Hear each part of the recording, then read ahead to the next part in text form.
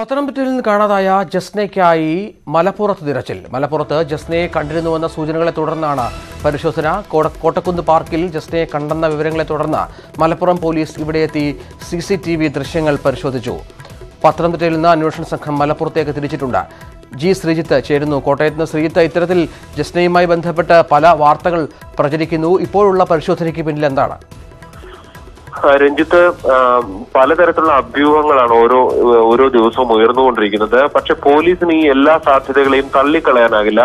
മലപ്പുറത്ത് കോട്ടക്കുന്നിൽ വെച്ച് ജസ്നയ്ക്ക് സമാനമായ കാഴ്ചയിൽ ജസ്നയോട് സാമ്യമുള്ള ഒരു കുട്ടിയെ കണ്ടു എന്നാണ് ഏറ്റവും ഒടുവിൽ പോലീസിന് ലഭിച്ചിരിക്കുന്ന വിവരം.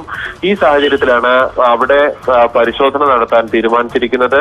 മലപ്പുറം പോലീസ് പ്രാഥമികമായി കോട്ടക്കുന്നിലെത്തി പരിശോധന നടത്തിയെന്നതാണ് നമുക്ക് ലഭ്യമാകുന്ന വിവരം. പക്ഷെ അന്വേഷണ സംഘം തന്നെ അവിടെ എത്തി ഈ കാര്യങ്ങൾ സ്ഥിരീകരിക്കും. CCTV അടക്കം പരിശോധിച്ചുകൊണ്ട് ഉള്ള ഒരു അന്വേഷണമായിരിക്കും നടത്തുക. ഇന്നലെയും മറ്റും ജസ്നയുടെ പിതാവിൽ കേന്ദ്രീകരിച്ചുള്ള അന്വേഷണമാണ് നടന്നുകൊണ്ടിരുന്നത്. ആ അന്വേഷണവും അതിന്റെ വഴിക്ക് നടക്കുന്നുണ്ട്.